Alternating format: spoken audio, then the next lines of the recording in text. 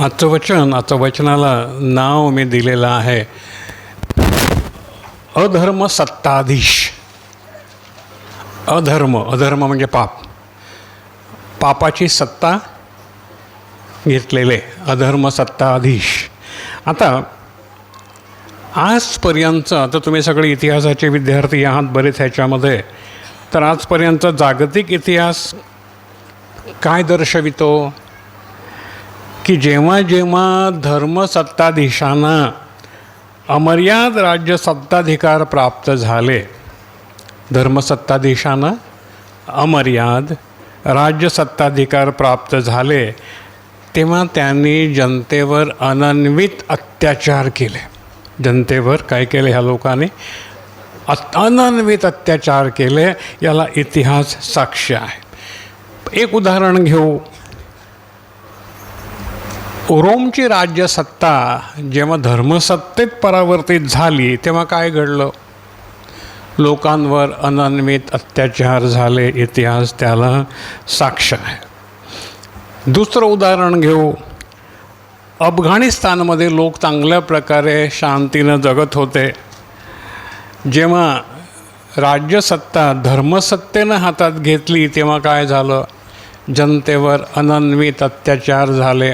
बायकांचं स्वातंत्र्य काढलं गेलं, बुरखा घालायला लावलं आणि लादली त्यांची मतं, जी कर्मठ मतं होती ती त्यांनी जनतेवरती लादली. जनतेवरती अनन्वित अत्याचार झाले. तिसरा मुद्दा, इराणमध्ये काय झालं? इराणमध्ये काय झालं? राज्यसत्ता होती शहाच्या हातामध्ये, ती उलटून टाकण्यात आली आणि धर्मसत्ता आली. बरोबर आहे. तेव्हा काय घडलं? लोकांचं जिणं हराम झालं. धर्मानं कोणाचंही भलं केलेलं दिसत नाही. हा धर्म हा अक्षरशः अधर्म बनतो. अनन्वित अत्याचार झाले म्हणजे इराणच्या जनतेवरती. जनता त्रस्त झाली. ही आताची काही उदाहरणं आहेत. रशियामध्ये कम्युनिझम आलं तेव्हा तिथल्या जनतेवरती अत्याचार झाले. चीनमध्ये कम्युनिझम आलं तेव्हा तिथल्या जनतेवरती अत्याचार झाले. तो वेगळा मुद्दा आहे. ह्या सगळ्यानं जनता त्रस्त झाली. आता भारतात काय चालू आहे आपल्याकडे? आता आपण आपल्या देशाकडे येऊ. बाबासाहेब आंबेडकरांनी भारताला दिलेली अमूल्य देणगी म्हणजे काय? भारताचं संविधान. ही बाबासाहेबांनी भारताला, आपल्याला, बहुजन समाजाला दिलेली संविधानी अमूल्य देणगी. पण हे संविधान कोणाला जड झालं? बहुजन समाजाला जड झाला का संविधान? नाही. एका समूहाला, ज्याला आम्ही ब्राह्मण म्हणू, भट म्हणू, अशा समूहाला हे संविधान नको. त्यांना काय हवं? त्यांना त्यांचं पुरातन राज्य परत स्थापित करायचं आहे, मनुस्मृती आणायची आहे. अशी हल्ली सगळं जे चाललेलं आहे ते आपण हेच पाहत आहोत. आता या संविधानामध्ये बेमालूमपणे भेसळ करून, लोकांची सत्ता, जनसत्ता नष्ट करून धर्मसत्ता पुन्हा आणण्याचा छुपा कावा आता उघड होत आहे. धर्मसत्ता आणण्याचा छुपा कावा, हे जे मुठभर लोक आहेत त्यांच्या हातामध्ये आज धर्मसत्ता आहे आणि राज्यसत्ता पण आहे. बेमालूमपणे भेसळ करून त्यांना ही धर्मसत्ता परत स्थापन करायची आहे. आणि त्यांनी आता कायदा पास केला. सत्ता त्यांच्या हातात आहे म्हणून ते कायदा पास करू शकले. काय पास केलं आणि काय नाव दिलं? धर्मस्वातंत्र्य हे नाव देऊन अशा रीतीनं जबरदस्त बेमालूमपणे भेसळ करून त्यांनी लोकांवरती, बहुजनांवरती अत्याचार करण्याचा कायदा पास केला आहे. संविधानानं दिलेले अधिकार बेमालूमपणे नष्ट केले आहेत. कोणालाही आपापल्या धर्माचा प्रचार करण्याचं स्वातंत्र्य संविधानानं दिलेलं आहे. पण यांनी हे स्वातंत्र्य काढून टाकलेलं आहे. प्रार्थना सभा घ्यायच्या नाहीत आणि त्याला धर्म बदलतात असं नाव दिलेलं आहे. जबरदस्तीनं धर्मप्रसार परिवर्तन करतात म्हणून हा कायदा आणला असं ते म्हणतात. जबरदस्तीनं धर्म परिवर्तन करतात म्हणून हा कायदा आणला असं ते म्हणतात. ते ज्यांच्या हातामध्ये सत्ता आहे ते साप म्हणून भोई धोपटायची आणि लोकांच्या मनामध्ये नसलेली भीती घालायची.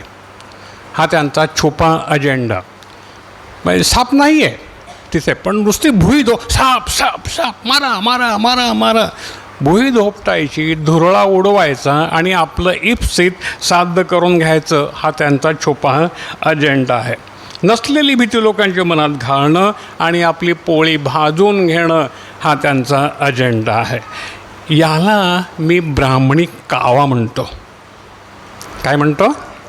ब्राह्मणी कावा. कारण सत्ता कोणाच्या हातात आहे? सत्ता कोणाच्या हातात आहे आज? ब्राह्मणांच्या.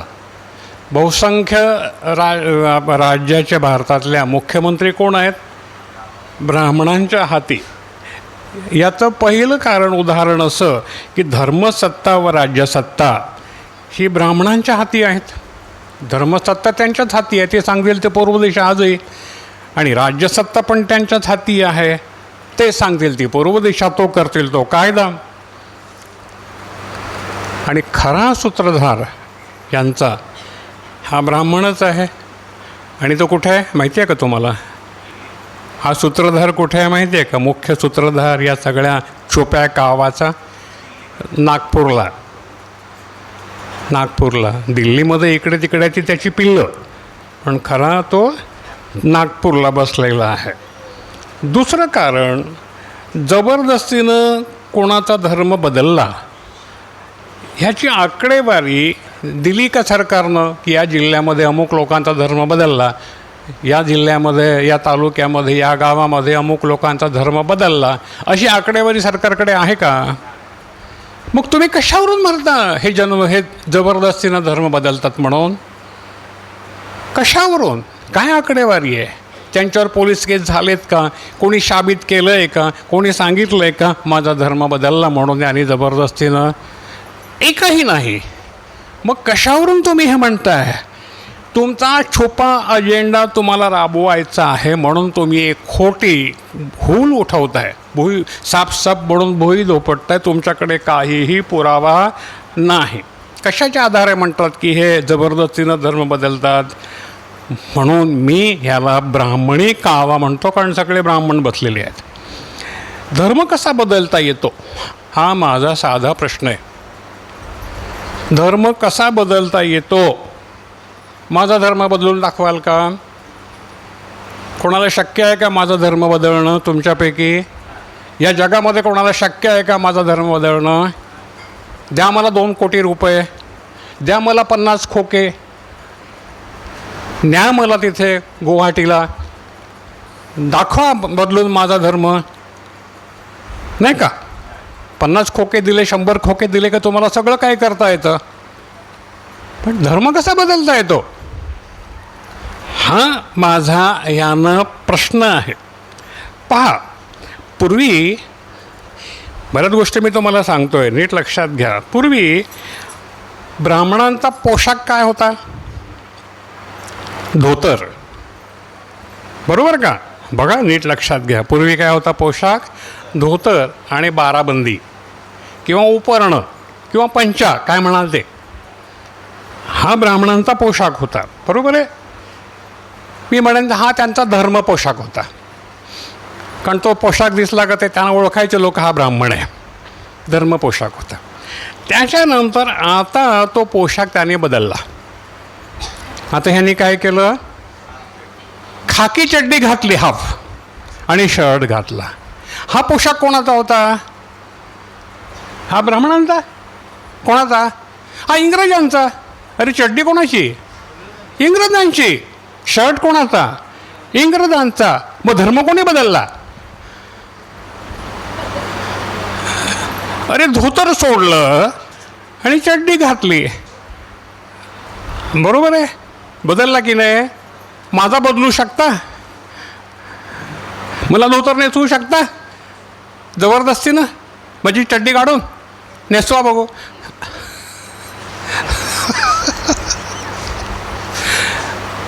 हा ब्राह्मणी कावा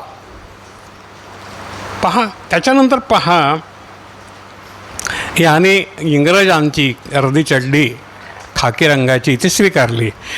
आता त्या अर्ध्या चड्डीची लाज वाटू लागली म्हणून त्याने लांबी केली. हो नाही का? बरोबर आहे. म्हणजे कोणाचा धर्म घेतला?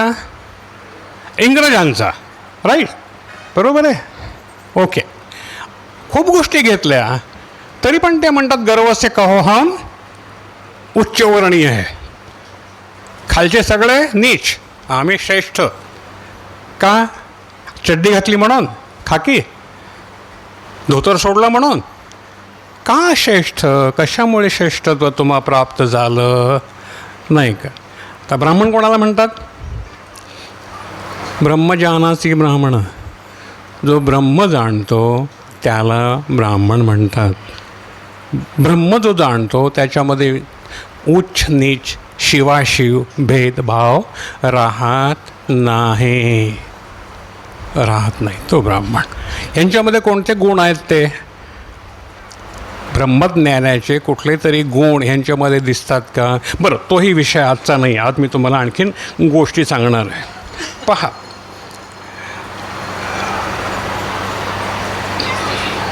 ब्राह्मणाने माझा धर्म बदलला, हे तुम्हाला माहिती आहे का? नाही ना? आज मी तुम्हाला ते सांगणार आहे.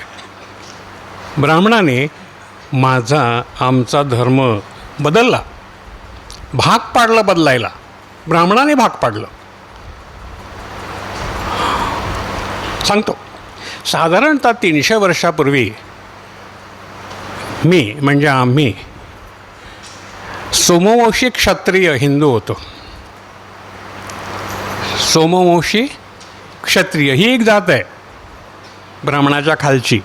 पहिला ब्राह्मण, मग क्षत्रिय वगैरे. तीच ही ह्या सगळ्या जाती त्यांनीच केल्यात. हे सगळे धर्म त्यांनीच केलेत. त्याच्याशी आपला काही संबंध नाही. पण त्यांच्या मताप्रमाणे आम्ही सोमवंशी क्षत्रिय होतो, हिंदू जातीतले होतो. त्या काळामध्ये वसईमध्ये पोर्तुगीज व्यापाराच्या निमित्तानं आले आणि त्याच्यानंतर इंग्रज आले, पण आधी पोर्तुगीज आले वसईमध्ये. त्या पोर्तुगीजाने वसईचा किल्ला बांधला. कोणी कोणी बघितला आहे का वसईचा किल्ला? बघितला आहे. हालेलुया. तुम्ही नाही बघितलं? या माझ्याबरोबर, तुम्हाला दाखवतो. पहा, त्यांनी वसई आणि त्या पोर्तुगीजाने काय केलं, त्यांनी किल्ला बांधायला घेतला. त्यावेळेला किल्लाच बांधित असत. इमारती नव्हत्या अशा, सिमेंट नव्हतं वगैरे, दगड होते आणि चुना होता. त्याने आता किल्ला का, की चोरापासून आपल्या वखारीचं रक्षण करावं, आपल्या बायका कुटुंब त्यांच्याबरोबर असायची त्यांचं रक्षण करावं म्हणून किल्ल्याची आवश्यकता होती. ते काही इथे राज्य करायला नव्हते आले, व्यापार करायला आले होते. पण त्याने किल्ला बांधायला घेतला. असं कचेरीसाठी, वखारीसाठी, आणि त्यांना तो किल्ला हवा होता. बांधकामाला तर गवंडी आणि सुतार हवे होते. किल्ला कसा बांधला? गवंडी तर पाहिजेत, दगड घडवायला पाथरवट पाहिजेत. हे सगळे लोक वसईमध्ये होते आणि कामगार हवे होते, सुतार वगैरे. आमचे पूर्वज त्यांच्याकडे या कामासाठी कामाला जाऊ लागले. बघा हो, धर्मसत्ता ब्राह्मणांची होती. ब्राह्मण सांगेल ते पूर्व दिशा, ती राजसत्तासुद्धा होती. ब्राह्मण सांगेल ती पूर्व दिशा. हजारो स्त्रिया, लाखो म्हणेन मी, लाखो स्त्रिया सतीच्या नावानं या ब्राह्मणाने जिवंत जाळल्या. त्यांची पापं आता ह्या मुलांना भोगायची आहेत. म्हणा, बापानं केलं आणि मुलाने भोगलं, तसं त्यांना भोगायचं आहे. तो विषय नंतर बघू आपण. पण हजारो स्त्रिया सतीच्या नावानं जिवंत जाळण्यात येत होत्या. ती प्रथा त्यावेळेला होती. महार चांभारानं त्यांचं जीणं पशुवत केलेलं होतं. महारानं रस्त्याला जाताना गळ्यात मडकं बांधून जायचं आणि त्यातच ठोंकायचं आणि पाठीला झाडू, की तू जातो ना ती जागा पण स्वच्छ झाली पाहिजे. असं हरामाचं जिणं, जिवंत नरक यातना या ब्राह्मणांनी त्या हरिजन आणि महाराणा दिल्या. हा तो काळ होता, अंधार युग होतं त्यावेळेला. अशा काळात आमचे पूर्वज पोर्तुगीजांकडे कामाला जात असत. कालांतराने ब्राह्मण जसं इंग्रजांच्या पदरी नोकरीला राहिले इंग्रज आल्यानंतर, तसे आम्ही या पोर्तुगीजांच्या पदरी नोकरीला होतो, आमचे वाडवडील. आता त्या लोकांचं अन्न काय होतं? पोळी आणि भाकरी हे त्यांचं अन्न होतं का? नाही. पोर्तुगीजांचं अन्न पोळी भाकरी नव्हतं. मग काय होतं? ब्रेड, पाव. काय होतं? पाव. अरे ते लोक बाहेरचे फॉरेनरचे लोक पावच खातात ना, ब्रेडच खातात ना, भाकऱ्या थोड्याच खातात. त्यांना कुठे येतात भाकऱ्या करता? नाही. त्यांच्या बायका असं करून काय भाकऱ्या नाही थापणार, नाही का? ते पाव खात होते. पाव होतं, ते त्यांचं अन्न होतं. आमचे लोक त्यांच्याकडे कामाला जायचे तेव्हा ते पण पाव खायला शिकले. काय पाप केलं? नाही का? लोक पाव खायला शिकले. आज आम्हाला पाववाले म्हणतात बरं का ते लोक, ब्राह्मण. अरे असो, तो विषय मी घेतो पुढे. खूप मोठे शास्त्र आहे ते. आम्ही लोक पाव खायला शिकले. अरे आम्ही क्षत्रिय, मांस मच्छी खाणारे, तर गव्हाचा पाव खायला तर आम्हाला काय फरक पडणार होता? फरक पडणार होता का? नाही का? मग मटणावरती आडवा हात मारणारे आम्ही लोक. माशाची आम्हाला तोटा नव्हता, कारण समुद्रकिनारा जवळच होता. कोकणी आम्ही, भात आणि मासे आमचं अन्न. मग पाव खाला म्हणून काय फरक पडणार होता? पण या भटाला मात्र का मिरची लागली ते माहीत नाही आपल्याला. पहा, कारण इथे ब्राह्मणांनी कांगावा सुरू केला. पाव खाल्ला, बाटला. काय कांगावा सुरू केला? ह्यानी पाव खाला, बाटला. का केलं हे? कारण त्यांना ब्राह्मणी सत्ता टिकवायची होती. अरे एवढे लोक पाव खायला लागले तर आमचं कसं मग? आम्हाला कोण किंमत देईल? म्हणून ह्यांनी पाव खाला म्हणजे काहीतरी महाभयानक पाप केलं हे त्यानं लोकांच्या मनावर बिंबवायचं होतं. आता प्रत्येक घरामध्ये भाऊबंदकी असतेच. भाऊ भावाच्या विरुद्ध असतो, नाही का? आपल्याकडे पण असतातच ना, या भावाचं त्याच्याशी पटत नाही, इथे भाऊबंदकी होतीच. आता आमच्या विहिरीमध्ये आमच्या कुठल्या तरी दुश्मनानं पाव टाकला, भले तो दुश्मनानं टाकला असेल, कावळ्याने टाकला असेल, टाकला, आणि बाजूच्या आमच्या भाऊबंधवाने ब्राह्मणांची कमिटी जमवली आणि ठराव केला, याने पाव ह्या विहिरीतलं पाणी पिलं, हा बाटला. पाव टाकला कोणी? टाकणाऱ्याने. आम्हाला वारीत टाकण्यात आलं, जाती बहिष्कृत करण्यात आलं. म्हणजे काय केलं? देवळं आम्हाला देवळात जायची मनाई, म्हणजे हिंदूंची देवळं आम्हाला बंद केली. कारण आम्ही बाटलो पाव खाऊन. विहिरीत पाव टाकला आणि आम्ही बाटलो. साले आता भरपूर पाव खातात हो, तेव्हा नाही बाटत. वडापाव रस्ती, नाही का, मोठ्या मिटक्या मारीत खातात, तेव्हा हे काय आता बाटप्रूफ झाले का? हां, ही भटांची कपट युक्ती. आता पुढे बघा काय झालं. आम्हाला देवळं बंद, देवळामध्ये प्रवेश नाही. प्रत्येक गावामध्ये देऊळ असायचंच, नाही का? कोणाचं तरी महादेवाचं किंवा महादेवीचं जे काय असेल ते असायचीच, गावदेवीचं. आणि तिथे आम्हाला जायलाच लागायचं प्रत्येक कार्यक्रमाला. पण आम्हाला आता देवळं बंद. देव बाटेल. अरे एवढा देव कसा काय बाटू शकतो रे बाबा? कुत्रं तंगडं वर करून मुततो तेव्हा तो बाटत नाही, तर त्याला माणूस गेला तर कसा बाटेल? मला न सुटलेली कोडी आहे ती. मी ह्याला ब्राह्मणी कावा म्हणतो. देवळं बंद झाली. आता त्यावेळेला रुपये नव्हते. माझ्याकडे तांदूळ आहे, आणि तुमच्याकडे भाजी आहे तर मी तुम्हाला तांदूळ देणार, तुम्ही मला भाजी देणार. हा वस्तुविनियम म्हणतात ह्याला, वस्तूची अदलाबदल करणं. अजूनही आपल्याकडे बऱ्याच ठिकाणी तो प्रकार आहे. रुपये तेव्हा नव्हते, त्यामुळे रुपयामध्ये देणं घेणं असं काय कमी होत असेल. आता आम्ही बाटल्यामुळे आमच्याकडून कोणी काय घेईच ना, हो, आम्हाला कोणी काय देईना, आमच्याकडून कोणी काय घेईना. आता जगायचं कसं? कसं जगायचं? भात आहे आमच्याकडे, आम्ही शेतकरी आहोत, किंवा भाजी आहे आमच्याकडे, लोंगरी केळी आहेत आमच्याकडे, पण काय केळी खाऊन जगायचं? तेल नाही तुम्हाला कोणी देणार, मीठ नाही तुम्हाला कोणी देणार, मसाला नाही तुम्हाला कोणी देणार, पीठ नाही तुम्हाला कोणी देणार, जगणार कसं? भयानक काळ. शेवटी दुसरी गोष्ट महत्त्वाची, आमच्या मुली लग्नाच्या आहेत, त्यांना कोणी वर देईना, कारण ते बाटलेले आहेत. आमच्या मुलांना बायका मिळेनात, कारण ते बाटलेले आहेत.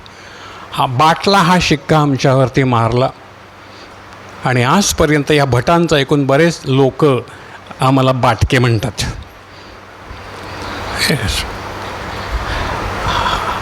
आता दुसरी गोष्ट तुम्हाला सांगतो. पहा, आमची उपाशी मरण्याची पाळी आली होती.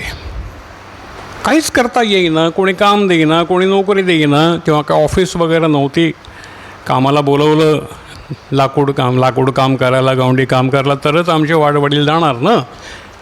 कोणीच बोलवायचं नाही. शेवटी आम्हाला पोर्तुगीजांकडे जावं लागलं. दादा पीठ द्या, तेल द्या, पाया पडावं लागलं जबरदस्तीनं. ही पाळी आमच्यावरती कोणी आणली? मग पोर्तुगीजांनी काय केलं? त्यानं पण आपली संख्या वाढवायची होती. त्यांनी बरोबर हे सगळे कुकर्म ओळखली भटांची, की बायका जळत आहेत, लोकांना हरिजन गिरिजन म्हणून त्यांना जाती बहिष्कृत करतायत, आम्हाला जातीतून बाहेर काढलेलं आहे. पोर्तुगीजांनी ह्या नाड्या भटांच्या ओळखल्या आणि आम्हाला काय म्हणालं, तुम्ही एकवट व्हा, तुम्ही सर्वजण आमच्याकडे या. पण त्या पोर्तुगीजांनी आम्हाला कसं ओळखायचं की आपले लोक आहेत म्हणून आमच्या बायकांना तांबडी लुगडी दिली. तुम्हाला माहीत आहे की नाही मला माहीत नाही. अजूनपर्यंत तांबड्या लुगड्यांची प्रथा होती आणि पुरुषांना तांबडी टोपी. आज कशी भगवी टोपी घालण्याची फॅशन आहे माहिती आहे ना तुम्हाला. भगव्या टोप्या दिसतात ना, पूर्वी पांढऱ्या होत्या काँग्रेसच्या काळामध्ये, आता भगव्या आल्यात, बरोबर आहे. त्या काळामध्ये त्यांनी आम्हाला तांबड्या टोप्या दिल्या. आम्ही समाज बहिष्कृत झालो, बाटलो. आम्हाला कोणी केलं हे?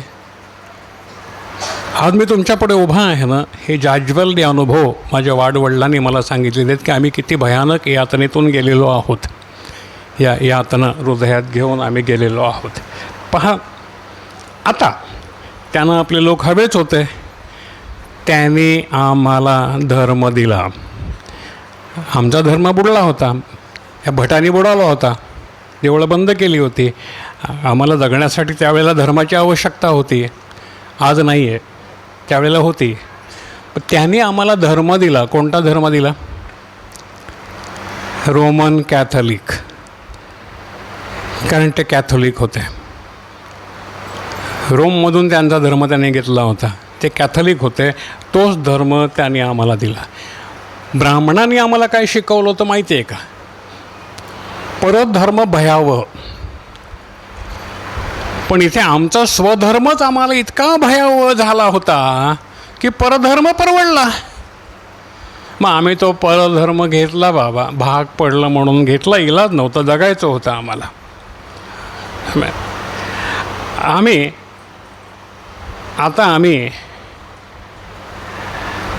आम्हा क्षत्रियानं बाटले म्हणून बहिष्कृत केलं गेलं. आम्हावर शिक्का मारला, पाव टाकून बाटले. अजूनही तेच हिणवलं जात आहे. आता ब्राह्मण पाव खातात, परंतु ते बाटत नाहीत. नाही का, पावाशिवाय यांचं काही चालत नाही आता. असो, अशा विपरीत व भयानक परिस्थितीत आम्हाला पोर्तुगीजांचा धर्म स्वीकारावा लागला. आमच्या इच्छेनं नाही, याने लाथा मारून आम्हाला बाहेर काढलं म्हणून. त्याच्यानंतर आम्ही त्यांचा धर्म स्वीकारला, भाग पडलं, त्यांच्या रूढी परंपरा रिवाज स्वीकारले, पण ख्रिस्त नाही स्वीकारला.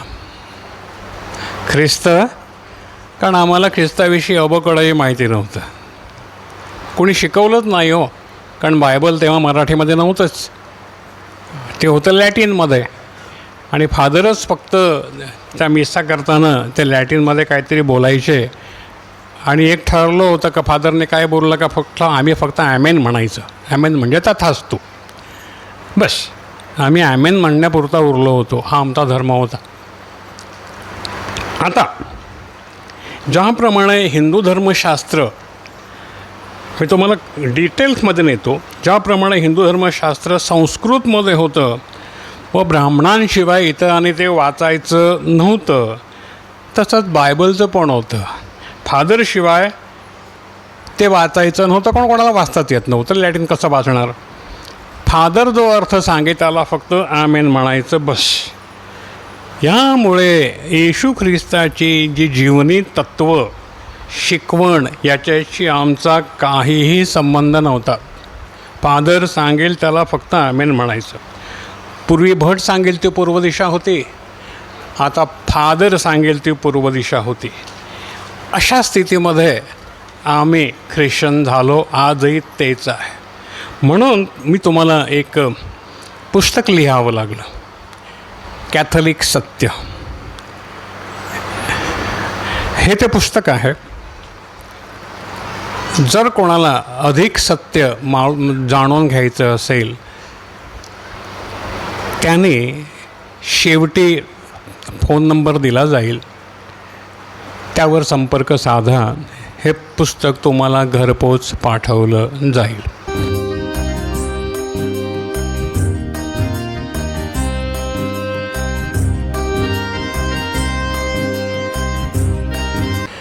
हे पुस्तक 3 भाषेमध्ये उपलब्ध आहे, हिंदी, मराठी आणि इंग्लिश. तुम्हाला कुठली भाषा समजते त्या भाषेमध्ये तुम्ही हे पुस्तक मागवू शकता.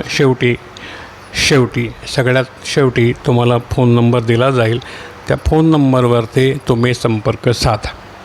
आता आपण परत धर्मसत्तेकडे येऊ. आजची जागतिक परिस्थिती काय आहे? धर्माचं पुराण बाजूला ठेवू, आम्ही अशा रीतीनं बाटलो, बाहेर काढलं गेलं, ते बाजूला ठेवू. आजची जागतिक परिस्थिती काय आहे? इराणमध्ये काय आहे? हजारो मुसलमान लोक ख्रिस्ताकडे येत आहेत, हजारो लाखो. का येत आहेत? त्यांना का आवडलं ख्रिश्चन धर्म? कारण इथे समता आहे, इथे शांती आहे, इथे प्रेम आहे, इथे गळे कापले जात नाहीत, इथे स्त्रियांना स्वातंत्र्य आहे, त्यांना बंधनामध्ये बुरख्यामध्ये ठेवलं जात नाही. त्यांना हे आवडलं. त्यांचा धर्म कोणीही बदलला नाही, त्याने आपलं हृदय बदललं. आम्हाला शांती हवी आहे, आम्हाला ही युद्ध, हे दडपण, हे प्रेशर आम्हाला सहन होत नाही. आम्हाला सन्मानानं जगायचं आहे. हिंदू धर्मामध्ये स्त्रिया, आपल्या मुसलमानांमध्ये स्त्रियांना सन्मान नाही आहे, बुरख्यातच त्यांनी राहायचं आहे, घराच्या बाहेर पडताना देखील पुरुष असेल तरच बाहेर पडायचं आहे, वगैरे वगैरे, फार मोठी बंधनं. अशा बंधनातून कोणीही मुक्त होऊ इच्छेल. पिंजऱ्यात किती काळ ठेवणार तुम्ही त्यांना? भटांनी आम्हाला पिंजऱ्यात ठेवलं, पण शेवटी तो पिंजरा नकोच झाला. जो पिंजरा जरी सोन्याचा असला तरी मुक्ती हवी ना आपल्याला, बरोबर की नाही? तेच तिथे झालं. हजारो लोक, लाखो लोक ख्रिस्ताकडे वळाले. चीनमध्ये तेच झालं, रशियामध्ये तेच झालं, जपानमध्ये तेच झालं. अशा ठिकाणी हजारो लोकांचं परिवर्तन होऊ लागलं. तुम्ही जितकं जास्त दाबाल तितकं ते उसळेल, तुम्ही जितकं जास्त दाबाल तितकं ते उसळेल. हा नियम आहे. हालेलुया. लोकांना सत्य हवं आहे, प्रेम हवं आहे, समता हवी आहे, बंधुत्व हवं आहे, ऐक्यानं त्यांना राहायचं आहे. तुम्ही त्यांच्यावरती जबरदस्ती करू शकत नाही. भारतात पण आज तेच होत आहे. ब्राह्मण धर्मसत्तेच्या अत्याचाराला कंटाळून परत एका ब्राह्मण धर्मसत्तेच्या अत्याचाराला कंटाळून लाखो हिंदू लोकांनी धर्म परिवर्तन करून ते बौद्ध झाले. कंटाळले ना लोक, गळ्यामध्ये मडकी बांधून फिरायचं, हे काय लाजिरवाणं जिणं, मागे कमरेला झाडू बांधून फिरायचं, हे काय लाजिरवाणं जिणं, कुत्र्यापेक्षा वाईट जिणं. ह्या धर्मसत्तेला कंटाळून बाबासाहेब आंबेडकर उभे राहिले आणि म्हटलं निघा, बस झाला, आता आमच्यानं हे सहन होणार नाही, आम्ही माणसं आहोत, तुमच्या अंगात जे रक्त आहे तेच आमच्या अंगात आहे. आणि ते कसं सत्य आहे ते बघा. जर आज एखादा ब्राह्मणाला रक्ताची गरज लागली तर कोणाचं रक्त त्याच्या अंगात शिरतं? ब्राह्मणाचं शिरतं का हॉस्पिटलमध्ये? कोणाचं? अरे हे हरिजन, हे जे लोक आहेत खालच्या जातीतले तेच रक्तदान करतात बाबा. 200 रुपयांना बाटली विकतात पोटासाठी. तेच रक्त हॉस्पिटलमध्ये 1200-1500 रुपयाला विकलं जातं. आणि जेव्हा या भटानं त्याला हॉस्पिटलमध्ये पडलेलं आहे, धापा टाकीत आहे, रक्त नाही, आयुष्यभर ज्याचा त्याने छळ केला त्या महाराचं रक्त आता त्याच्या अंगामध्ये फिरत आहे. झाला ना पक्का महार. हे सत्य आहे की नाही? लोया करा माझ्यावरती FIR. हे सत्य आहे. म्हणून सत्य बोलायला भिवू नका, मरणाला भिवू नका. सत्य आहे. पहा पुढे. आज ह्या अत्याचाराला कंटाळून लाखो लोक बौद्ध झाले. हा ब्राह्मण सत्तेला पहिला हादरा होता. त्यांची सत्ता डळमळली. सैतानाचा सिंहासन डळमळलं ना, डळमळतं की नाही? हो की नाही? त्यांची धर्मसत्ता डळमळली. दुसरा हादरा कधी बसला माहिती आहे का तुम्हाला? गांधीजींचा ब्राह्मणाला खून केला तेव्हा ब्राह्मण तुच्छ गणला गेला. सगळे चिडीचोप झाले आणि बिळामध्ये घुसले. बरीच वर्षपर्यंत त्यांच्यानं डोकं वर काढता आलं नाही. आता परत डोकं वर काढता येतं आणि गांधीजी किती वाईट होते आणि गोडसे किती चांगला होता असे दाखवण्याचा प्रयत्न चालू आहे. मारणारा किती चांगला होता, गांधीजीला मारणं हे बरोबरच केलं असं लोकांच्या मनामध्ये बिंबवलं जात आहे. लहान लहान मुलांच्या मनामध्ये त्यांचं हृदय कलुषित केलं जात आहे. आज मारणारा श्रेष्ठ आहे, मरणारा तुच्छ. पाहूया पुढे. लोकांनी त्यावेळेला गांधीजींचा जेव्हा खून झाला त्यावेळेला लोकांनी ब्राह्मणी वर्चस्व जुगारून दिलं. काडीची किंमत राहिली नाही ब्राह्मणाला. लोक खऱ्या शाश्वत सत्याच्या शोधात होते. आज फार जास्त आहेत.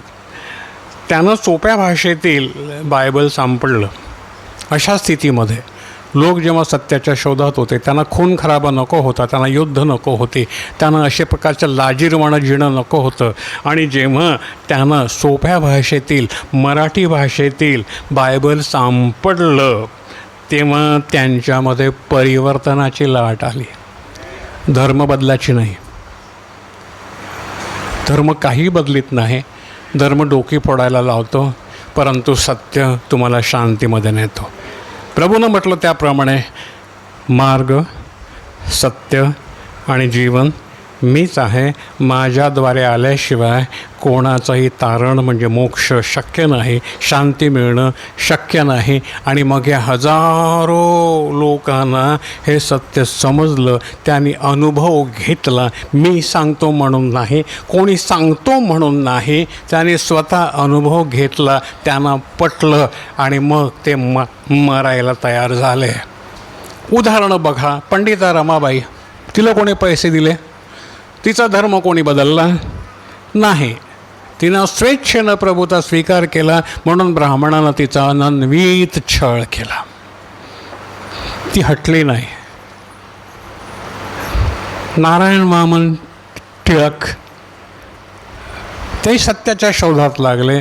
त्यांनी पवित्र शास्त्र वाचलं, सत्य त्यांना समजलं, त्याने त्याग केला त्यांच्या धर्माचा आणि ते प्रभूकडे आले.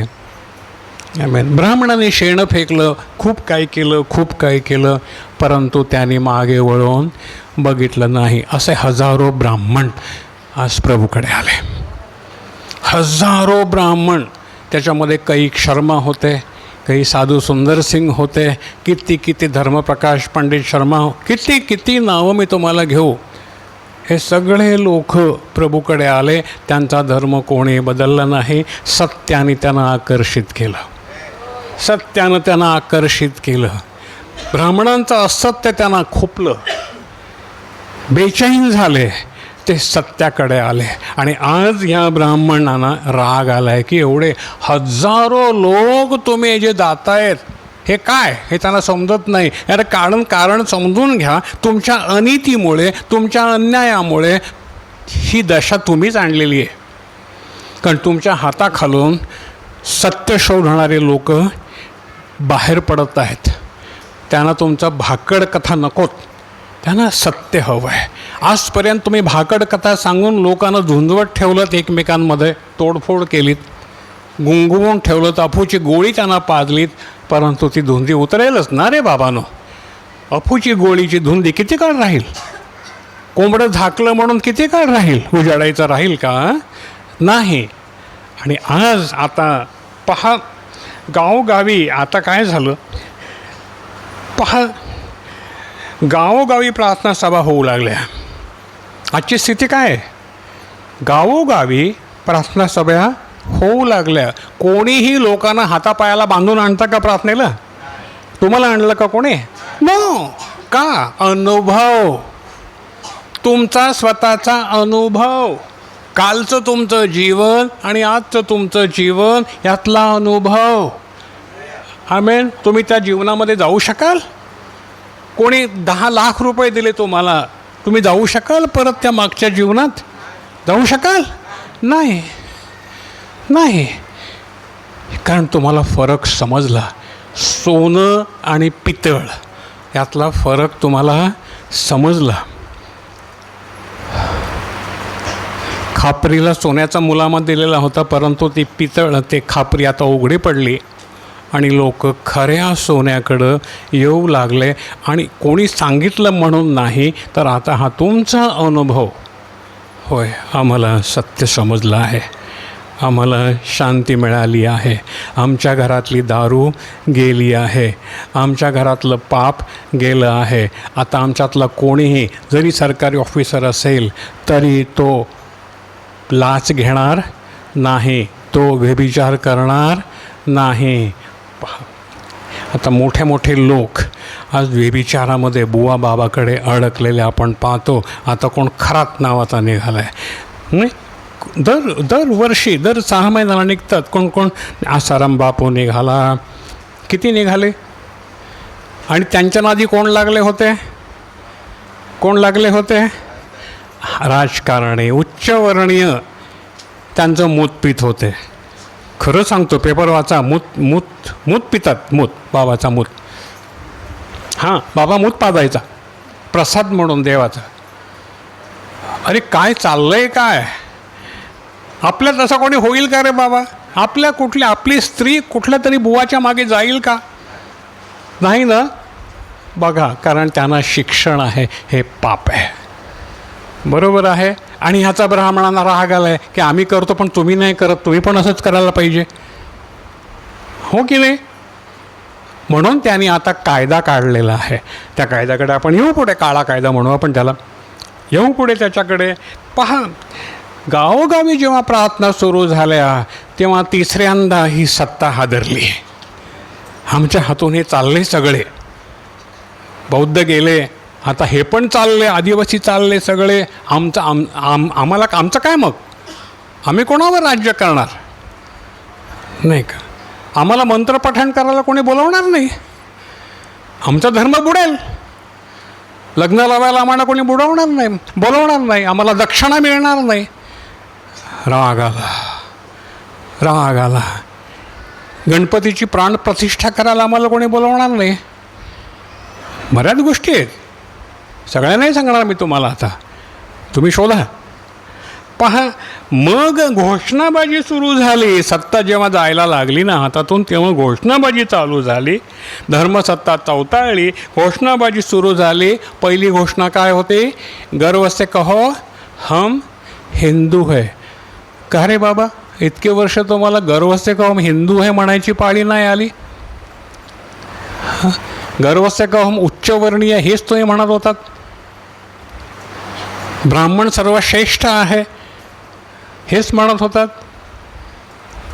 आता गर्वस्य कौम हिंदू आहे म्हणण्याची का पाळी आली? धर्माचा आधार का घ्यावा लागला तुम्हाला रे बाबांनो? सत्याचा आधार का घ्यावासा वाटला नाही? ज्या इतक्या स्त्रिया तुम्ही जाळून मारल्या त्यांच्याविषयी क्षमायाचना आम्ही करतो. आमच्या बाप ज्यादांनी हे भयानक पाप केलेलं आहे, आम्ही त्यांच्या वतीनं क्षमा मागतो. असं ह्या बहुजन समाजाची क्षमा का नाही मागितली? बौद्ध जनांचा जे आजचे बौद्धाचे कालचे महार होते त्यांचा तुम्ही अनन्वित छळ केला, त्यांची क्षमा का नाही मागितली? कुठला गर्व आहे तुमचा? Hello, hallelujah, hallelujah. विचारवंत जे आहेत ते तळमळत आहेत की प्रभू हे काय चाललं आहे, या भारतामध्ये काय चाललं आहे? जगात असं कुठेच नाही आहे. मुस्लिमांमध्ये आहे काही ठिकाणी, पण युरोपियन देशामध्ये, इंग्लंड, अमेरिका अशा देशामध्ये अशा घाणी नाही आहेत. आहेत का? नाही आहे. पहा बरं, बाबासाहेबांनी मनुस्मृती जाळली होती, हे त्याला पूज्य मानतात. जातीव्यवस्था, वर्णव्यवस्था, बायकांना हिणवणं, बायकांना जाळून मारणं, हे ज्याच्यातून निघालं हे पिल्लू, ती काय आहे? ही मनुस्मृती ती पुन्हा वरती मेलेलं मढं परत वरती काढण्याचा प्रयत्न सुरू झाला. शालेय पुस्तकामध्ये त्यातली काही उदाहरण टिपिकल देण्यात आली मुलांना, हे त्यांच्या डोक्यात शिरवावं म्हणून. गांधीजी आणि नेहरूंचा इतिहास रद्द करण्यात आला की ते मुलांना समजूच नाही, आपला इतिहास त्यांना समजूच नाही. अरे बाबांनो, कोंबडं तुम्ही किती झाकाल? आता इंटरनेटवर मुलांना सगळं माहीत आहे, त्यांना सगळं समजतं, ते शोधू शकतात. तुमचं पितळ आणखीन तुम्ही उघडं करता आहात. पहा, पुन्हा मनुस्मृती लादण्याचा प्रयत्न सुरू झाला. नागपूरला अजेंडा ठरला. त्याच्यामधली दुसरी घोषणा, पहिले कसाई बाद में ईसाई. माहिती आहे तुम्हाला सगळ्यांना? पहिली घोषणा काय झाली? पहिले कसाई बाद में ईसाई. गाय माता आहे, हे लोक तिला कापून खातात, असा विषारी प्रचार मुसलमानांच्या विरुद्ध करण्यात आला. का फक्त गायीला मुसलमानच खातात, हिंदू नाही खात?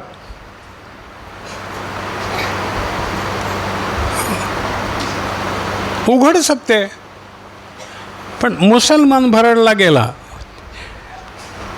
किलोभर मांस मिळालं त्या मुसलमानाच्या हातात किंवा पिशवीमध्ये. कसलं आहे देवाला ठाऊक, कुठल्या लॅबोरेटरीमध्ये टेस्ट केलं होतं. मारला त्याला. गाईचंच मांस असं समजून त्या मुसलमानाला अनेक मारले. डोकी भडकवली गेली. बघा आता त्याची मोठी जाहिरात करण्यात आली. कशासाठी जाहिरात करण्यात आली? त्या मुसलमानाकडे गाईचं मांस मिळालं म्हणून त्याला ठार मारलं आणि त्याची सगळ्या पेपरमध्ये भरपूर जाहिरात करण्यात आली. यूट्यूबवर भरपूर जाहिरात करण्यात आली. काय केलं ह्यानं अशी जाहिरात करून? अंधभक्तांची टाळकी भडकवली.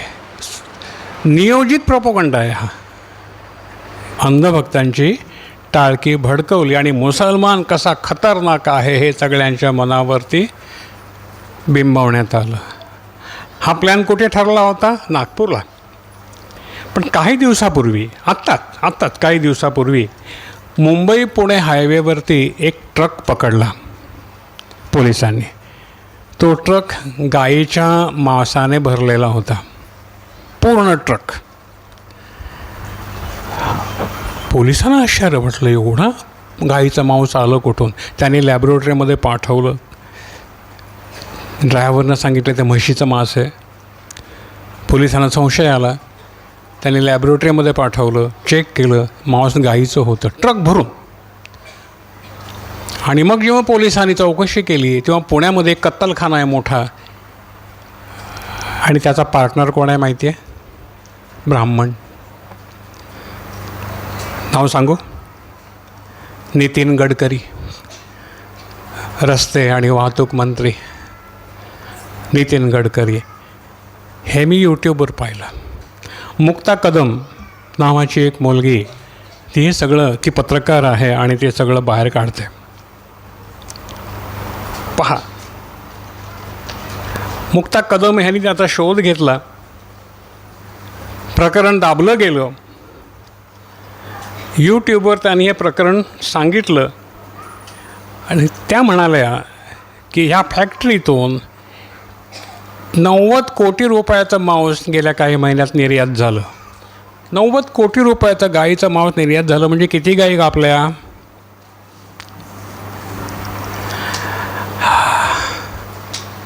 गर्व से कहो हम ब्राह्मण है. ब्राह्मण जिंदाबाद. बघा, दुसरी गोष्ट, यूट्यूबवर जा आणि बीफ एक्सपोर्टर म्हणून टाईप करा. बघा नावं काय काय येतात ती. ब्राह्मणाची नावं आहेत. म्हणजे गाई कापण्यामध्ये ब्राह्मण पहिला आहे, विकण्यामध्ये ब्राह्मण पहिला आहे, आणि पैसा कोणाला जातो? त्यातला भागीदारी दिल्लीत बसलेत त्यानं ब्राह्मणालाच जातो. तुमच्याकडे जर गाईचा मांस मिळालं तर आणि कोणीतरी पोलिसांना सांगितलं याच्याकडे गाईचा मांस आहे, तुम्हाला मारलं म्हणून समजा, पण गडकरीला कोण मारील का? एवढी मोठी फॅक्टरी आहे त्याची गाई कापण्याची, मारील नाही ना. मी ह्याला म्हणतो ब्राह्मणी कावा.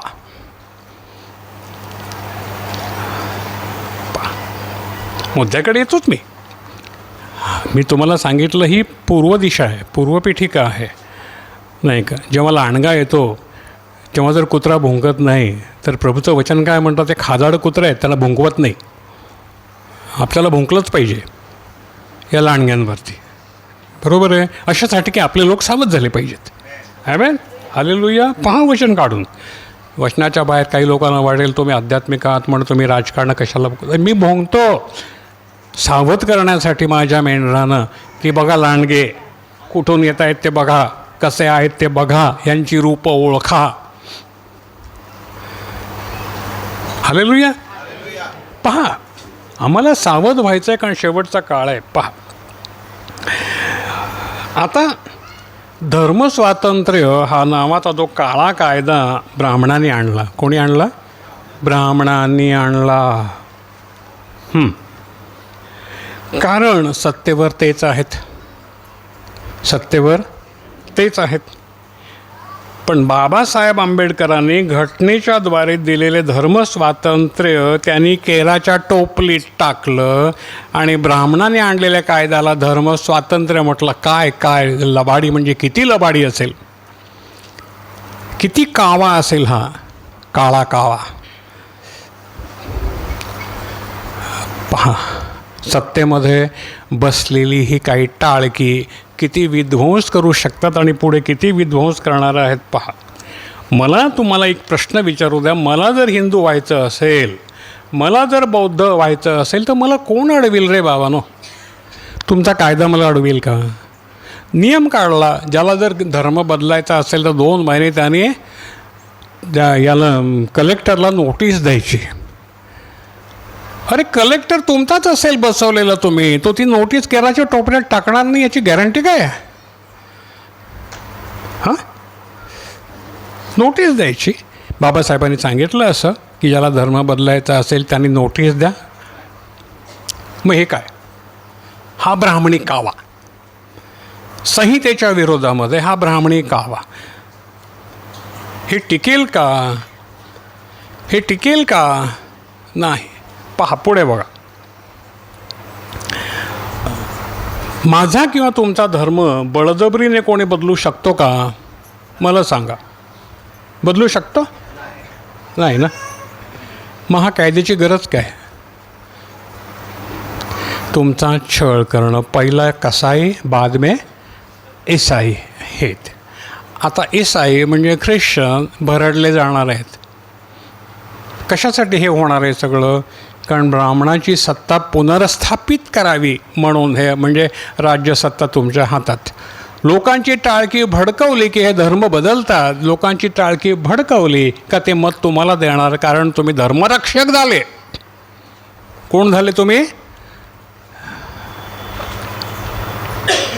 लोकांच्या मनावर बिंबवायचं आहे की आम्हीच तुमचे रक्षक आहोत. नाही, तुम्ही भक्षक आहात. आजपर्यंत तुम्ही भक्षणच केलं आहे, रक्षण कोणाचंच केलं नाही. नो, इथे रक्षण करणारा आमचा कोण आहे? प्रभू येशू आहे. हालेलुया. आम्ही धर्म बदलला नाही, आम्ही पाप बदलला. आमच्यातला कोणीही बलात्कार करणार नाही, आमच्यातला कोणीही लाच घेणार नाही, आमच्यातला कोणीही 50 खोके घेण्यासाठी गुवाहाटीला जाणार नाही. जाईल का दादा? जाईल तुमच्यातला कोणी? 100 खोके दिले तरी? हा फरक आहे तुमच्यात आणि आमच्यामध्ये, हा फरक आहे. त्यांना हे नको आहे, कारण हा सत्य आहे, निस्वार्थ आहे. पण उद्या लक्षात घ्या, हेच लोक उद्या राज्य करतील. तुम्हाला खड्यासारखं उचलून बाजूला टाकतील. वेळ येत आहे. तुम्ही किती ओरडा. पहा, समजा मी रामदास स्वामीच्या बैठकीला गेलो तर माझा धर्म बदलला काय? मी जाऊ नये का? मी रामदास स्वामीच्या बैठकीला जाऊ नये का? अरे काय म्हणतात ते? वाईट शिकवतात का? काय म्हणतात? मनात वाचिरे पूर्व संचित केले तया सारिके भोगणे प्राप्त झाले. आता 50 खोके देऊन तुम्ही 50 खोके देऊन तुम्ही सत्ता बळकावली. पण ते काय म्हणतात? अरे मना तू चिरे पूर्व संचित केले. संचित म्हणजे ठेव. तू ठेवलीस, तसं भोगणं तुला प्राप्त होणार आहे. कोणीही तुला वाचवू शकणार नाही. प्रभू येशू तेच म्हणतो, जे पेराल तेच उगवेल. कोणासाठी करतायत हे? मी त्यांना आव्हान देतो, अरे तुम्ही कोणासाठी करता? तुमच्या मुलाबाळांसाठी? ती शापित होतील, कारण तुम्ही शाप आणलेत. इतक्या लोकांचा छळ आणि निंदा करून तुमच्यावरती पहिल्यापासून शाप आहेतच. इतक्या लाखो बायकांना तुम्ही जिवंत जाळले तुमच्या पूर्वजांनी. लाखो हरिजनांना रस्त्यातून तुम्ही धिंड काढलेली, आजही तुम्ही ते करीत आहात. UPमध्ये पाणी भरण्याची त्या बायकांची हिंमत नाही. त्या ब्राह्मणांच्या विहिरीवरती आहे का हिंमत? बघा, मार दिली ठार. अशी स्थिती आहे, अशी स्थिती आहे. आणि प्रभूनं आपल्यामध्ये कोणी उच्च किंवा नीच ठेवलं नाही. कोणीही कोणाच्या घरात जाऊन पाणी पिऊ शकतो ना? कोणाची मनाई आहे? ब्राह्मणाच्या घरात जाऊन पाणी प्याल तुम्ही? आज देखील प्याल नाही. तो लांबून होतेल, ओळखणारच नाही. जा पुढे जा. कोणतं तुझं नाव काय? नावावरून तुम्ही तो ओळखेल, अरे हा ब्राह्मण नाही आहे. पुढे जा. पण तुमच्या घरामध्ये भिकारी आला तर तुम्ही काय कराल? पाणी मागितलं तर काय कराल? हाच फरक आहे, हा फरक आहे. ही समता आम्हाला प्रभूनं दिली आहे. कोणाला तुच्छ मानू नको. हे ब्राह्मणाला नाही आहे. त्यांना सत्ता हवी आहे. तुम्हाला सत्ता नको आहे, तुम्हाला प्रेम हवं आहे. हालेलुया. प्रेम से कहो. ते म्हणतात गर्व से कहो हम हिंदू है. आम्ही काय म्हणतो? प्रेम से कहो हम सब भाई हैं. काय पाहिजे? अरे लोक हे घेतात. आमेन. कारण आज लोकांना याची गरज आहे. पहा, त्याचप्रमाणे मी जर रामदास स्वामीच्याकडे त्यांच्याकडे गेलो बैठकीला, माझा काय धर्म बदलत नाही, मी काय ब्राह्मण होणार नाही, मला कोणी ब्राह्मण करणार नाही. करतील का विचारा? ते मी त्यांना जाऊन सांगतो मला ब्राह्मण व्हायचं आहे, करता का? मला नाही. मग माझ्याकडे कोणी आला आणि मला ख्रिश्चन व्हायचं आहे, मी त्याला करीन का ख्रिश्चन? मी त्याला म्हणणार आहे बाबा ख्रिश्चन होणं म्हणजे काय प्रकार आहे, पहिला मला सांग. कारण आम्हाला जात नाही आहे. कारण प्रभूनं आमच्या जातच निर्माण नाही केलेली. फक्त 2च जाती, स्त्री आणि पुरुष. बस तीच आम्हाला नीट पाळता येत नाही, प्रेम करता येत नाही, तर कुठल्या जाती घेऊन बसलात तुम्ही? त्याच अर्थी मी तुम्हाला म्हणतो, कोणी अथवा कोणी आपल्याकडे प्रार्थनेला आला किंवा कुठेही गेलं तर त्याने धर्म बदलला का? हा काळा कायदा हे साबित करतो की तुम्ही धर्म बदलला आणि तुम्हाला 10 वर्ष 7 वर्ष बिना जामीनची शिक्षा शडवून तुम्हाला मारलं जाईल. जबरदस्तीनं धर्म परिवर्तन झालं अशी आकडेवारी सरकारकडे आहे का? नाही ना. असती तर दिली असती. नाही. तरी देखील हा कायदा त्यांनी आणलेला आहे, म्हणून मला तुम्हाला एवढं लांब चौडं सांगावं लागलेलं आहे. पहा, या कायद्यातील धर्मसत्तेतील कपटयुक्ती नीट लक्षात घ्या. पैशाची जर कोणी अमक्या माणसानं पैशाची अथवा कशाची लालूच देऊन माझा धर्म बदलला अशी तक्रार करायची, फक्त तक्रार करायची. दांडेकर दादा, तुम्ही फक्त एवढी तक्रार करायची की ह्या माणसानं मला पैशाची लालूच दाखवली आणि सांगितलं धर्म बदल, मी तुला 2 लाख रुपये देतो.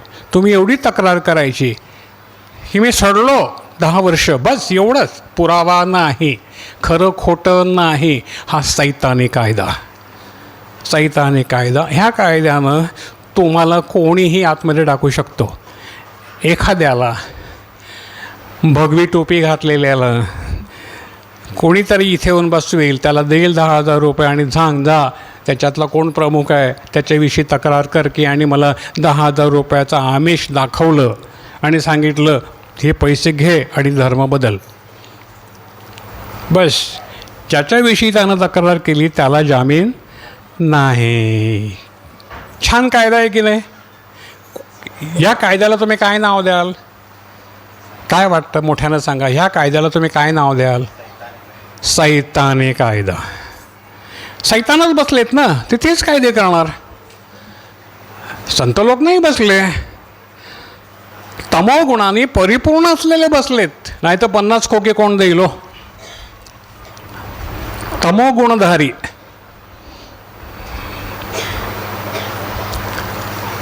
ही आजची स्थिती आहे. म्हणून तुम्ही तुमच्यापैकी कोणालाही हे लोक आतमध्ये टाकू शकतात, सडवू शकतात. जामीन नाही. बोला आता काय कराल? कुठे गेलं बाबासाहेबांचं संविधान? कुठे गेलं? कुठला कायदा? तुम्ही म्हणू शकाल हा भारत देश माझा आहे? म्हणू शकाल? पहा,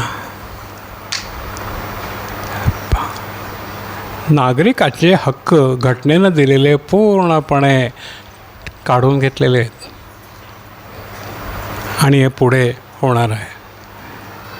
उद्या कदाचित मी तुम्हाला जेलमध्ये सडताना दिसेल. कोणीतरी उठेल, पैसे घेऊन येईल आणि कंप्लेंट करील ह्यांनी अमुक अमुक माझ्याकडून मला पैसे दिले आणि माझा धर्म बदलायला सांगितलं. बरोबर आहे? कोणीही करू शकतो. पण मला तुम्हाला सांगू द्या, मी ह्या सर्व सत्ताधीशांना ठणकावून सांगतो, हा व्हिडिओ त्यांच्यापर्यंत पोचू दे. सत्ताधीशांना मी ठणकावून सांगतो, आमचा मार्ग धर्म नाही, स्वबलिदानाचा आहे. आमचा धर्म, जर तुम्ही म्हणत असाल धर्म, तर हा धर्म प्राण घेण्याचा नाही. आम्ही लाखो बायकांना जाळणार नाही. नो, नाही. ज्ञानेश्वराच्या आईवडिलांना आम्ही मरायला सांगणार नाही. तुकारामांना आम्ही गायब करणार नाही. तो आमचा धर्म नाही. आमेन. आमचा धर्म आहे मारणं नव्हे तर बलिदान होणं सत्यासाठी. मी तयारी ठेवली आहे. आमेन. कारण माझ्या प्रभू स्वतः बलिदान झाला जगाला वाचवण्यासाठी, माझ्या लोकांना वाचवण्यासाठी. मला बलिदान व्हावं लागलं, मी तयार आहे. करा माझ्यावर FIR. मी भीत नाही. सैतानाला मी मुळीच भीत नाही. आम्हाला भयाचा नाही, आम्हाला सामर्थ्याचा आत्मा दिलेला आहे आणि ते सामर्थ्य आमचं प्रेमामध्ये आहे, द्वेषात नाही. आमेन. हालेलुया. पहा बरं, पहा, प्राण घेण्याचा आमचा धर्म नाही, तर सत्यासाठी प्राणार्पण करणं हा आमचं ध्येय आहे. तुम्ही लाखो बायकांना जिवंत जाळू शकता, त्यांचे प्राण घेऊ शकता, घेतले. मुसलमानांनी, कट्टरपंथीयांनी ट्विन टॉवर पाडून हजारो लोकांचे प्राण घेतले, हजारो विश्वासूंचे प्राण घेतले. हे सर्व धर्म प्राण घेण्यावर आधारित आहेत. आमचा धर्म स्वप्राण देण्यावर आधारित आहे. हा फरक लक्षात घ्या, लक्षात घ्या. स्वप्राण देण्यावर, प्राण अर्पण करण्यावर आमचा धर्म अवलंबून आहे. ख्रिस्ताचा मार्ग, धर्म नाही म्हणणार, इतरांसाठी प्राण अर्पण करण्यावरती अवलंबून आहे. बघा, गेल्या काळामध्ये 10-12 वर्षामध्ये बंधू ग्रॅहम स्टेन ऑस्ट्रेलियामधून आपलं अगदी सुखा समाधानाचं जीवन त्याग करून भारतामध्ये आले, ओरिसामध्ये. आणि जिथे लेपर होते, लेपर म्हणजे कुष्ठरोगी, चढलेले, अगदी त्याला कोणी बघीनं, त्यांच्याकडे कोणी लक्ष देईनं, ब्राह्मण तर सोडत कोणी त्यांच्या वाट्याला जाईनं, असे टाकून दिलेले लोक त्यांनी उचलले, त्यांच्या जखमांना पट्टी बांधली.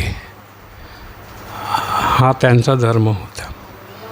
अनेक लोक त्यांच्या प्रेमानं त्यांच्याकडे जाऊ लागले, प्रार्थना करू लागले.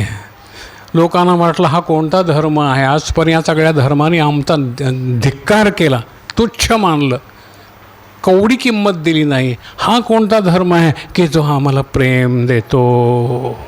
हजारो लोक येऊ लागले. काय केलं? एका बजरंग दलाच्या दारा नावाच्या माणसानं रात्री त्या 2 मुलं आणि बाबा जीपमध्ये होते, रात्री तिकडेच झोपले होते गावात, भुसकून मारलं आणि जीप पेटवून दिली. बालकांना छोट्या छोट्या. बघा सैतानी धर्म कसा असतो तो बघा. ही कोणाची औलाद होती? कोणी ह्यांना जन्म दिला होता? कोणत्या धर्माने यांना जन्म दिला होता? तुमच्यातलं कोणी करू शकेल? बरं झालं ना धर्म सोडला ते, अधर्म सोडला ते बरं झालं ना. आज काय झालं? त्या ग्रॅहम स्टेनच्या बलिदानामुळं ही जगभर ही बातमी गेली, जगभर. जगानं, जग थुंकलं या ब्राह्मणांच्या तोंडावर. काय माणसं आहेत, ही काय जात आहे, कोणता धर्म आहे, थुंकलं जग. काही लपत नाही आता. आज इकडे जरासं झालं का सगळ्या जगभर जातं. आपले व्हिडिओ जगभर जात आहेत, काही लपत नाही आहे. कुठून कुठून मला हे येतात, आम्हाला आवडलं, तुम्ही रोखठोक बोलता. हो खरं आहे, जे सत्य आहे ते बोलायला मला कोणाची भीती? खोटं आहे दाखवा, तो हे बोलताय खोटं आहे सिद्ध करून द्या. परिणाम काय झाला? आज त्या ग्रॅहम स्टेनच्या रक्ताच्या एका थेंबानं एक आत्मा जिंकला गेला. हजारो लोक त्या मंडळीकडे आले, मंडळी भरून गेली त्या बलिदानामुळे.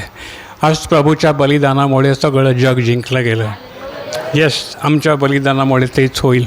तयारी ठेवा, बलिदानाची तयारी ठेवा. भिवू नका, भिवू नका. आमेन. वेळ झाली आहे, जाऊया पुढे का थांबूया?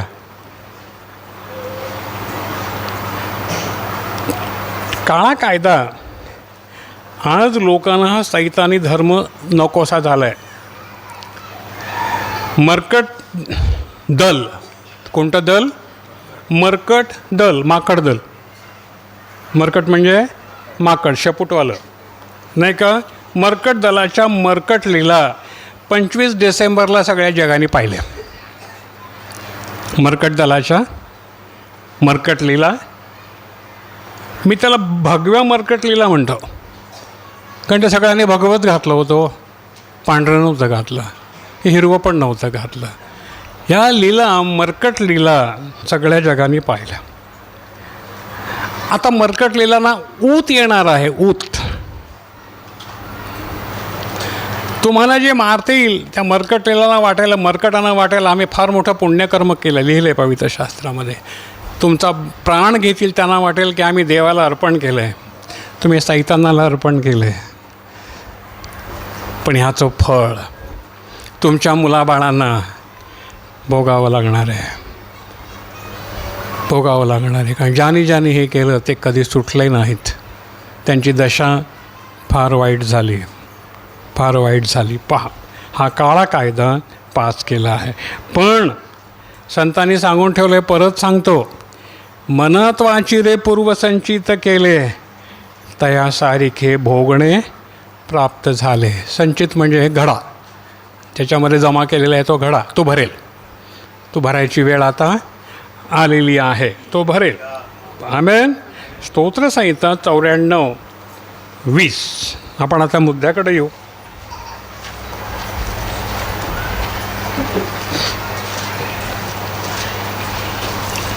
स्तोत्रसंहिता 94 अध्याय 20 वचन.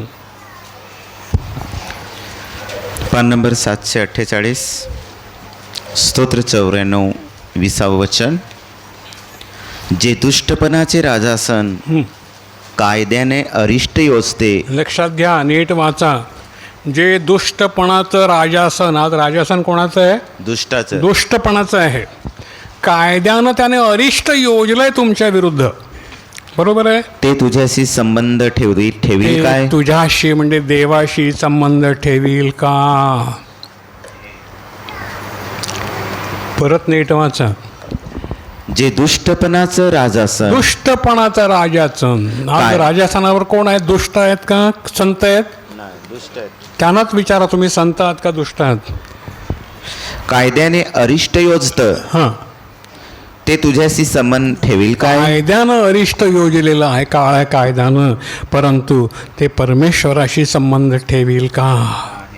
नाही. अगोदरच लिहून ठेवलं आहे प्रभूनं. हालेलुया. पक्क लक्षात घ्या. संचित म्हणजे जमा. स्तोत्र पहा, उपदेशक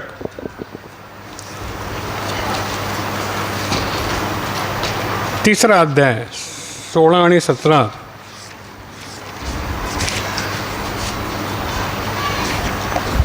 उपदेशक 3 अध्याय 16 आणि 17. पान नंबर 820. आणखी सूर्याच्या खालती न्यायाच्या स्थानात मी पाहिले, तर तेथे दुष्टता होती. कुठं पाहिलं देवानं? कुठे पाहिलं? परत वाच. आणखी सूर्याच्या खालती. सूर्याच्या खाली. आपण सूर्याच्या खाली आहोत का वर आहोत? खाली आहोत. काय पाहिलं देवानं? न्यायाच्या स्थानात. न्यायाचे स्थान, न्यायालय, कोर्ट, बरोबर आहे. हो. ज्याला आपण इंग्लिशमध्ये कोर्ट म्हणतो, मराठीमध्ये न्यायालय म्हणतो. न्यायाचं स्थान, जिकडे न्याय दिला जातो, तिथे काय होते? मी पाहिलं, हां, तर तेथे दुष्टता होती. दुष्टता होती. न्यायालयामध्ये दुष्टता आहे.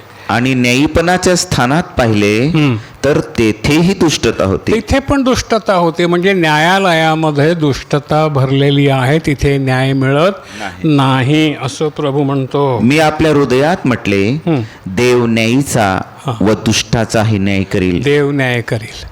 कारण तेथे प्रत्येक गोष्टीसाठी आणि प्रत्येक कामासाठी नेमलेली वेळ आहे. त्यांची वेळ येईल, त्याच्यासाठी वेळ नेमलेली आहे. हे दुष्ट जे दुष्टपणा करीत आहेत, न्यायासनावर बसून जिथे न्याय योग्य रीतीने द्यायचा आहे तो न देता सत्ताधीशांना जो योग्य वाटतो तसा न्याय ते देत आहेत. आणि त्यांना हवा तसा न्याय दिला तर त्यांची सरकारी ह्याच्यामध्ये बढती होत आहे.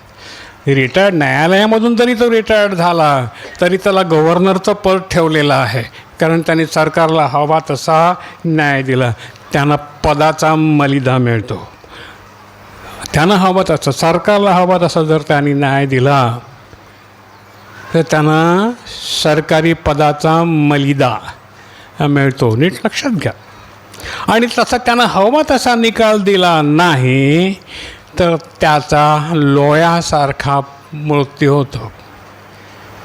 मनासारखा निकाल जर दिला नाही तर न्यायमूर्ती लोयासारखा त्यांचा निकाल लागतो. आपण पाहत आहोत, आपले डोळे आंधळे नाही आहोत, आपण सगळं पाहत आहोत काय चाललं आहे आणि आपला देश कुठे चाललेला आहे हे पण आपण पाहत आहोत. सर्वोच्च न्यायालयाचे CJI सर्वोच्च न्यायमूर्ती गवळी चांगले ग्रस्त न्यायी माणूस, फक्त ते बौद्ध धर्मीय होते म्हणून एक ब्राह्मण त्यांच्यावरती बूट फेकतो, त्याला काय शिक्षा होते का? नाही, त्याला काही शिक्षा होत नाही. सर्वोच्च न्यायमूर्तीचा अपमान करणं म्हणजे सर्वोच्च अपमान. ज्याने बूट फेकला त्याला त्याची जात न पाहता त्याला शिक्षा होणं आवश्यक होतं.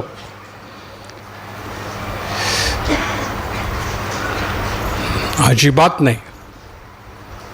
पण तोच जर ब्राह्मण न्यायमूर्ती असता आणि एखाद्या हरिजनानं त्याच्यावरती बूट फेकला असता तर काय झालं असतं? तोडवून मारला असतं की नाही? हा फरक डोळे उघडे ठेवा, पहा. शेवटच्या काळामध्ये प्रभू म्हणतो, मी संपवतो, शेवटच्या काळामध्ये ह्या सर्व गोष्टी होतील हे प्रभूनं सांगूनच ठेवलं आहे. शेवटच्या काळामध्ये आपण प्रभूनं काय सांगितलं त्याच्याकडे येऊ. शेवटच्या काळामध्ये या सर्व गोष्टी होतील, पहा, आणि तेच होत आहे. मत्तई 10:16-22. आता शांतपणे वाचा, भिवू नका, हे होणार आहे, तयार राहा.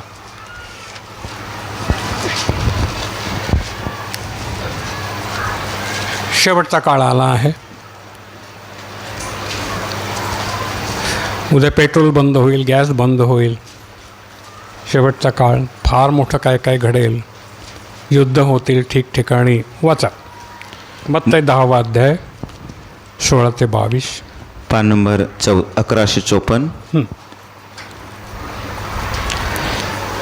मत्तई 10:16 वचन, पहा, लांडग्यांमध्ये जसे मेंढरास पाठवावे तसे मी तुम्हास पाठवित आहे. काय म्हटलं प्रभूनं तुम्हाला? लांडग्यांमध्ये. सगळे लांडगे आहेत बाजूला. काळे कायदे करणारे कोण आहेत? लांडगे. झालं वचन पुरं. आणि तुम्ही कोण आहात? मेंढर. तुम्ही काय करणार? दगडफेक करणार? लाठ्याकाठ्या घेणार? बंदुका घेणार? नाही, काही नाही. गपचूप सहन करणार. मेंढरांना पाठवावं तसं मी तुम्हाला पाठवित आहे. पुढे, म्हणून तुम्ही सापासारखे चतुर. म्हणून हे तुम्ही चतुर असावं म्हणून ह्या सगळ्या गोष्टी मी तुम्हाला सांगितलं. संकट कुठून येतील ते पण दाखवलं. व कबुतरासारखे गरीब व्हा. सापासारखं चतुर आणि कबुतरासारखं गरीब व्हा. ते मारतील, मारू देत. कबुतरासारखं गरीब, पण सापासारखं चतुर, कारण साप कुठून येणार आहे हे तुम्हाला मी दाखवलं आहे. आमेन. पहा पुढे. पण माणसांविषयी सावध असा. माणसांविषयी. हां, कोणाविषयी सावध व्हायचं आहे? माणसांविषयी. का सावध व्हायचं आहे? कोण माणसं आहे ती ज्यांच्यापासून सावध राहायचं आहे? बघा बरं, वाचा. कारण ते तुम्हाला न्यायसभांच्या स्वाधीन करतील. हां, तुम्हाला जेलमध्ये टाकतील खोटा कायदा करून. खोटा कायदा केल्याशिवाय तुम्हाला जेलमध्ये टाकण्यासाठी त्यांच्या हातामध्ये काहीच नाही. तुम्ही पाप करणार नाही, तुम्ही विचार करणार नाही, तुम्ही खून करणार नाही, मग तुम्हाला ते जेलमध्ये कसं टाकतील? मग असं काहीतरी खोटं करावं लागेल. आणि धर्म बदलला. अरे, तुझ्या बापाचं काय गेलं? वाचा पुढे. व त्यांच्या सभास्थानांमध्ये ते तुम्हाला फटके मारतील. सभास्थानामध्ये काय करतील? फटके मारतील. तुम्हाला मार खावा लागेल. बरोबर आहे. पुढे. आणि तुम्ही माझ्यामुळे अधिकारांच्या व राजांच्या समोर त्यांना व राष्ट्रांच्या लोकांना साक्ष व्हावी म्हणून आणले जाल. प्रभूसाठी, ख्रिस्तासाठी तुम्हाला लोकांपुढे हजर व्हावं लागेल. निंदा, छळ, मारहाण, तुच्छता हे सगळं तुम्हाला प्रभूसाठी सहन करावं लागेल. बरोबर आहे. बघा, आम्हाला हारतोरे नाहीत, आम्हाला फटके आहेत. जे प्रभूनं खाल्ले. प्रभूनं म्हटलं, जर त्यांनी ओल्याला एवढं केलं तर सुक्याला किती करतील. तयारी ठेवायची आपल्याला. बरोबर आहे. परंतु ते तुम्हाला त्यांच्या हाती देतील तेव्हा कसे किंवा काय बोलावे याची काळजी करू नका. कारण तुम्ही काय बोलावे ते त्याच घटकेस तुम्हाला सुचवले जाईल. प्रभू तुम्हाला सुचवेल काय बोलायचं ते. म्हणून शांत राहा आणि प्रभूशी बोला. प्रभू, काय उत्तर देऊ ह्याला? हा माझ्यावर खोटे आरोप करीत आहे. शांत राहा आणि प्रभूला सांगा, प्रभू तुमच्या वतीनं बोलेल, तोच आपला कैवारी आहे, तोच आपला वकील आहे. बरोबर आहे, माणूस नाही. सावधगिरी बाळगा. पहा, कारण बोलणारे तुम्ही नाही तर तुमच्या बापाचा आत्मा तोच तुम्हामध्ये बोलणारा आहे. बोलणारे तुम्ही नसाल तर बापाचा आत्मा, जो पवित्र आत्मा, जो अनादि अनंत, ज्यानं सर्व विश्व निर्माण झालं, तो तुमच्यातून बोलेल. आणि भाऊ भावाला, बाप आपल्या मुलाला मरणास सोपून देईल. भाऊ भावावर उठेल, बाप मुलावर उठेल, मुलगा बापावर उठेल, हे सगळं होईल. मुले आई बापावर उठून त्यांना जीव मारवतील. हां, प्रभूसाठी. कोणासाठी? प्रभूसाठी. यांनी धर्म बदलला म्हणून आमचं ST रद्द झालं. बरोबर आहे, त्याच्याविषयी आपण पुढे बोलू. आणि माझ्या नावामुळे सर्व लोक तुमचा द्वेष करतील. माझ्या नावामुळे सर्व लोक, मोहम्मदाचं नाव घ्या, तुमचा कोण द्वेष करतं का? नाही. कोणाचं, विठोबा खंडोबाचं कोणाचं पण नाव घ्या, कोण तुमचा द्वेष करणार नाही. येशू नाव घ्या, काय होतं बघा, सगळे तुमचा द्वेष करतील. का? प्रभूनं काय वाईट केलं की त्याचं नाव एवढं द्वेषपात्र ठरावं? अरे, त्याने आंधळ्यांना डोळे दिले, लंगड्यांना पाय दिले, आजाऱ्यांना बरं केलं, मेलेल्यांना उठवलं, नाही का? लोकांची कामं करीत, लोकांचे दुःख दूर करीत गाव फिरला. अरे, त्यानं काय वाईट केलं? त्याचं नाव सैतानाला आवडत नाही. एकच नाव सैतानाला आवडत नाही, बाकी सगळी नावं सैतानाला आवडतात. पण येशू नाव घेतलं का सैतान चळचळा कापतो. तुमच्या आजारी येशू नावानं बरे झाले की नाही? तुमच्या घरामध्ये येशू नावानं शांती आली की नाही? रागवला कोण? सैतान. हालेलुया. आणि सैतानानं आपला अधिकार त्याला दिलेला आहे, तिकडे बसलेला आहे ना, त्याला सैतानानं आपला पुरा अधिकार दिलेला आहे. प्रकटीकरणामध्ये तुम्हाला मिळेल, ते आपण नंतर पाहू. पहा, वाच पुढे. परंतु जो शेवटपर्यंत टिकतो तोच तारला जाईल. जो शेवटपर्यंत टिकतो. हां बाळांनो, आता टिकायचं का मध्येच गाळायचं? टिकायचं ना, बघ की नाही. ज्या झाडाला आंबे आहेत त्याला दगड मारतील ना रे बाबा. ज्याला झाडाला आंबेच नाहीत, नुसती पाल आहेत, त्याला कोण दगड मारतो का? नाही. मग दगड खायची की नाही? ज्याला आंबे आहेत त्याला दगड मारतील. घाबरू नका, पण तुम्ही आंबे द्या, दगड परत नका देऊ. खाऊ देत त्यांना आंबे, तेव्हा त्यांना समजेल की मी फार वाईट केलं आहे. आमेन. हालेलुया. तुम्हाला भुसकणारे तुम्हाला पाहतील, तुम्ही प्रभूबरोबर असाल आणि हे इथे असतील नरकामध्ये. मनात वाची रे पूर्वसंचित केले. आता भाऊ, ती वेळ आहे, आपल्याला नको. आपण सत्य जाणलेलं आहे, आपल्याला हे नरकातलं जिणं मुळीच नको. वाच पुढे 22पर्यंत. हो, वाचलं. झालं. 28 ते 29, 28 आणि 29. आणि जे शरीराला वधतात पण जीवाला वधायला समर्थ नाहीत, त्यांना भिवू नका. शरीराला वधतात, जेलमध्ये टाकतील, खोट्या आरोपाखाली तुम्हाला अडकवतील, सडून सडून मराल. भिवू नका. प्रभू काय म्हणतो? भिवू नका, भिवू नका. ते शरीराला मारतील पण आत्म्याला मारायला समर्थ नाहीत, त्यांना भिवू नका. पण पुढे वाचा. तर त्यापेक्षा जीवाला व शरीरालाही गेहेन्यात टाकून त्यांचा नाश करायला जो समर्थ आहे त्याला भ्या. ते त्याला भीत नाहीत, नरकाच्या आगीला ते भीत नाहीत. आपण भीतो म्हणून आपण पाप करत नाही. ते भीत नाहीत म्हणून ते पाप करतात. उद्या तुमच्या समोर त्यांची दशा तुम्हाला पाहायला मिळेल, 100% पाहायला मिळेल. तुम्हीच पाहाल, याच डोळ्यानं पाहाल हे जे करता आहेत यांची दशा काय झालेली आहे. एकही सुटणार नाही आहे, एकही सुटणार नाही आहे. तुम्ही पाहाल.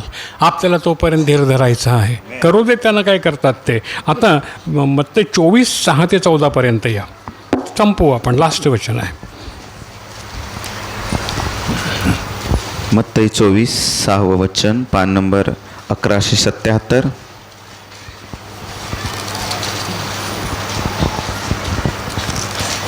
मत्ते 24:6 वचन, पान नंबर 1177.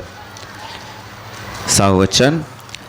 आणि तुम्ही लढायांविषयी व लढायांच्या आवया ऐकाल, तुम्ही घाबरू नये म्हणून जपा, कारण या गोष्टी होणे अवश्य आहे, परंतु शेवट अजून नाही. कारण राष्ट्रांवर व राज्य राज्यावर उठेल. निरनिराळ्या ठिकाणी दुष्काळ व भूमिकंप होतील. या सर्व गोष्टी तर प्रसूती वेदनांचा प्रारंभ आहेत. तेव्हा ते तुम्हाला संकटाच्या हवाली करतील. तेव्हा ते तुम्हाला संकटाच्या हवाली करतील शेवटच्या काळामध्ये. व तुम्हाला जीवे मारवतील. तुम्हाला जीवे ठार मारतील.